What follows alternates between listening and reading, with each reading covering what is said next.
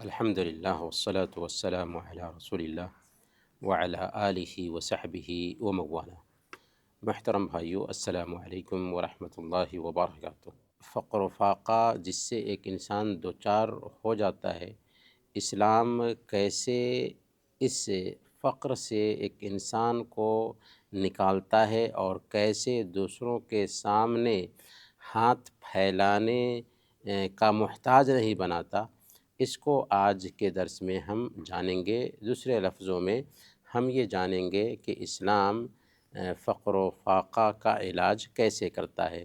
سب سے پہلے یہ بات دھیان میں رکھنے کی ہے کہ اسلام ہمیں یہ عقیدہ دیتا ہے کہ روزی کا مالک اللہ، ان اللہ هو الرزاق ذو القوة المتین، اللہ تعالیٰ ہی روزی دینے والا ہے، نہایت ہی طاقتور اور مضبوط ہے۔ تو روزی کا مالک جب اللہ تعالیٰ ہے تو ایک انسان بحیثیت مسلمان کے پریشان نہیں ہوتا۔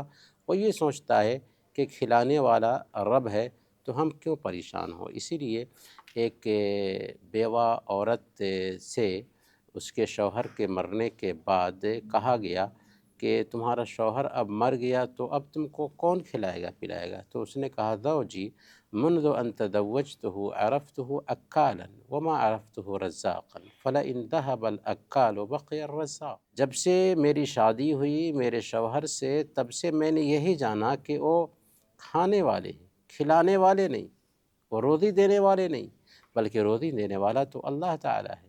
اگر کھانے والا گزر چکا تو کھلانے والا باقی ہے، روزی دینے والا باقی ہے۔ دوسرے نمبر پر اسلام نے فقر و فاقہ سے نجات حاصل کرنے کی باضابطہ دعا سکھائی ہے۔ اللہ کے نبی صلی اللہ علیہ وسلم جو ہم سب کے آئیڈیل ہیں، وہ فقر و فاقہ سے نجات کی دعا کرتے تھے۔ ایک دعا میں اللہ کے نبی صلی اللہ علیہ وسلم کفر سے پناہ مانگتے ہیں اور فقر سے پناہ مانگتے ہیں۔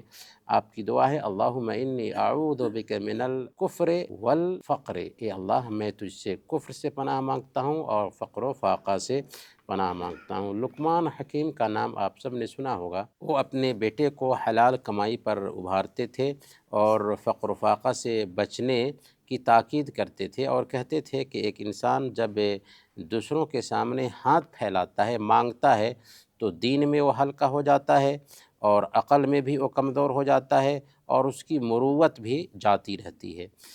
تیسرے نمبر پر اسلام جو ہے نا فقر و فاقہ کا علاج اس طور پر کرتا ہے کہ اسلام سماج کا جو مالدار طبقہ ہے اس کو خرچ کرنے پر ابھارتا ہے اور اس کا اجر اور ثواب بھی بیان کرتا ہے۔ چنانچہ اللہ تعالیٰ نے بیان فرمایا من ذا الذی یقرض اللہ قرضا حسنا، کون ہے جو اللہ تعالیٰ کو قرض حسنا دے؟ یعنی اگر ہم کسی غریب پہ خرچ کرتے ہیں تو غریب پہ خرچ کرنا گویا کہ اللہ کو قرض دینا ہے۔ اور پیارے نبی صلی اللہ علیہ وسلم نے اس کا اجر اور ثواب بیان فرمایا ما نقص صدقۃ من مال، ان کے صدقہ دینے سے مال میں کمی نہیں آتی، بلکہ وعید سنائی۔ ہر دن جب ایک بندہ صبح کرتا ہے تو دو فرشتے اترتے ہیں، ایک کہتا ہے اللہم آت منفقا خلفا، اے اللہ خرچ کرنے والے کو خوب دے اور روک کر رکھ لینے والے کے مال کو ضائع کر دے۔ تو دوسری طرف اسلام نے کیا کیا کہ خرچ کرنے پر ابھارا اور اس کا بہت زیادہ اجر و ثواب بتایا، اور پھر زکوٰۃ میں باضابطہ غریبوں کا حق رکھا اور مالداروں پر زکوٰۃ فرض ٹھہرائی۔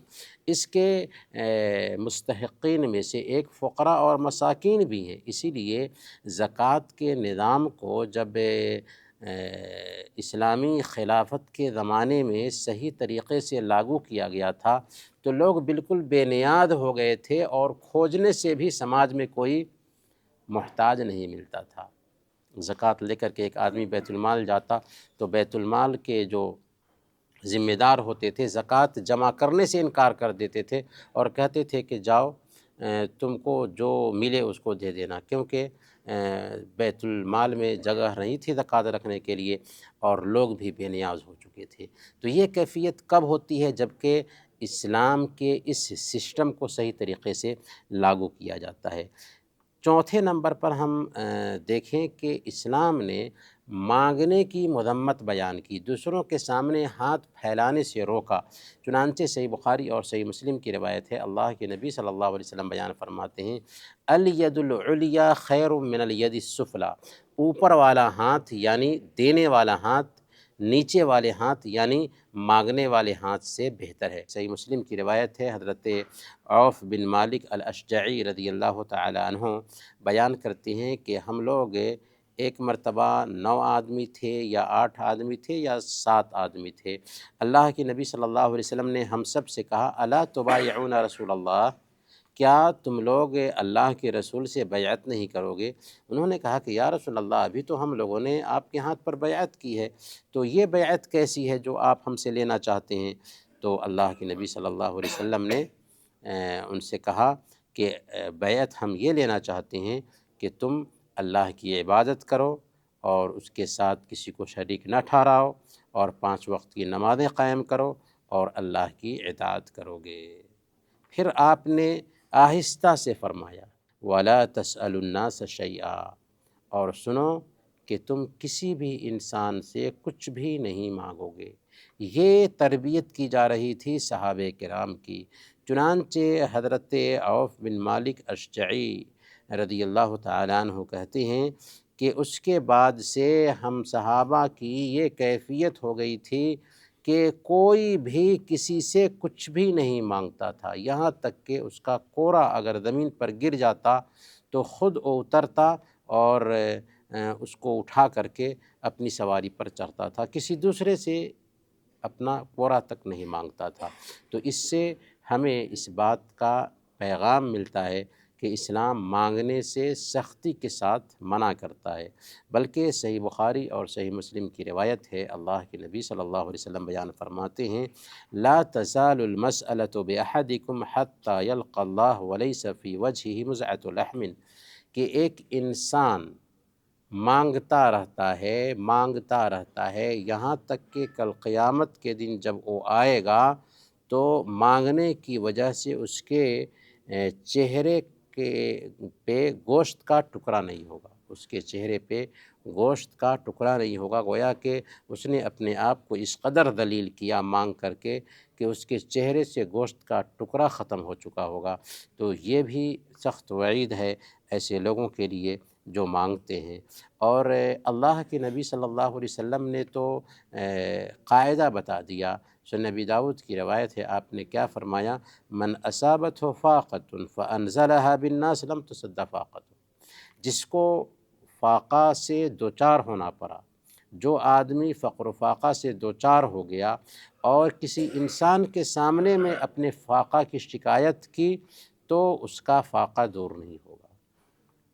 وَمَنْ أَنزَلَهَا بِاللَّهِ فَيُوشِكُ اللَّهُ لَهُ بِرِزْقٍ عَاجِلٍ أَوْ آجِلٍ، اور جو آدمی اللہ کے سامنے میں اپنے فاقہ کی شکایت کرتا ہے تو قریب ہے کہ اللہ تعالیٰ جلد یا بدیر اس کی روزی کا انتظام کر دے۔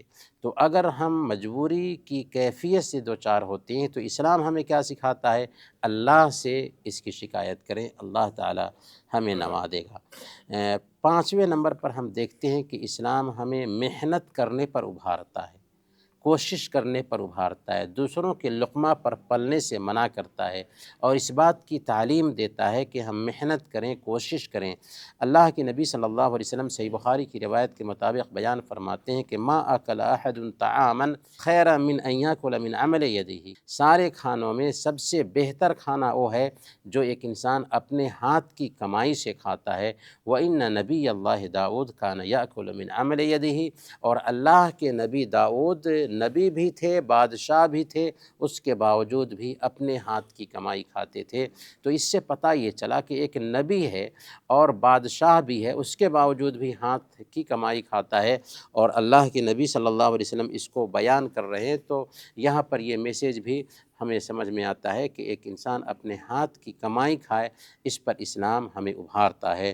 اور پھر اس کے ساتھ ساتھ اسلام ہمیں اس بات کا بھی حکم دیتا ہے کہ ہمارے سماج میں جو غریب ہے، مسکین ہے، اس کی مدد کریں، کہ ایسا نہ ہو کہ وہ مانگنے پر مجبور ہو جائے۔ اسی لیے طبرانی کی روایت ہے، اللہ کے نبی صلی اللہ علیہ وسلم بیان فرماتے ہیں، ما آمن بی من بات شبعان وجارہ جائع الی جنبہ وہو یعلم بہ، کہ وہ ایمان والا نہیں ہے، وہ مجھ پر ایمان لانے والا نہیں ہے جس کا پڑوسی اس کے بازو میں بھوکا ہو اور بھوک کی حالت میں سوئے، جبکہ وہ آرام سے اس کے بارے میں جان رہا ہو، پھر بھی آرام سے وہ رات گزار رہا ہو، وہ مومن نہیں ہے۔ گویا کہ اگر کوئی انسان سیراب ہو کر کے سوتا ہے اور اپنے پڑوسی کی مجبوری کے بارے میں جانتا ہے، اس کی مدد نہیں کرتا، تو اللہ کے نبی صلی اللہ علیہ وسلم نے اس سے کمال ایمان کی نفی کی ہے۔ یہاں پر آخری جو نقطہ ہے جس سے ہم اپنی بات ختم کریں گے، وہ یہ ہے کہ کس حد تک یا کب مانگنے کی گنجائش پائی جاتی ہے۔ تو اللہ کے نبی صلی اللہ علیہ وسلم نے صحیح مسلم میں ایک لمبی حدیث میں، جو حضرت قبیصہ بن مخارق رضی اللہ تعالی عنہ کی ہے، بیان فرمایا کہ 3 شخصوں کے لیے مانگنے کی گنجائش ہے۔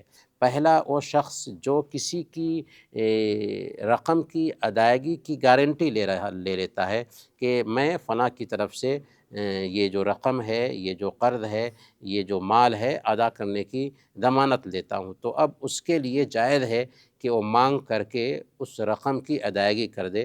دوسرے نمبر پر اس کے لیے مانگنا جائز ہے کہ جس کا کاروبار آفت یا حادثے کا شکار ہو جائے اور وہ روڈ پر آ چکا ہے، تو اتنا مانگ لے جس سے اس کا گزران ٹھیک ہو سکے۔ تیسرے نمبر پر آپ نے فرمایا کہ ایسا آدمی جو فاقے سے دوچار ہو جاتا ہے اور اس کی قوم کے 3 لوگ گواہی دیتے ہیں کہ فلاں آدمی فاقے سے دوچار ہے، تو اس کے لیے بھی اتنا مانگنا جائز ہے جس سے اس کا گزران چل سکے۔ اس کے علاوہ اللہ کے نبی صلی اللہ علیہ وسلم نے بیان فرمایا کہ یہ حرام مانگنا ہے، جسے مانگ کر کے ایک انسان حرام کھاتا ہے۔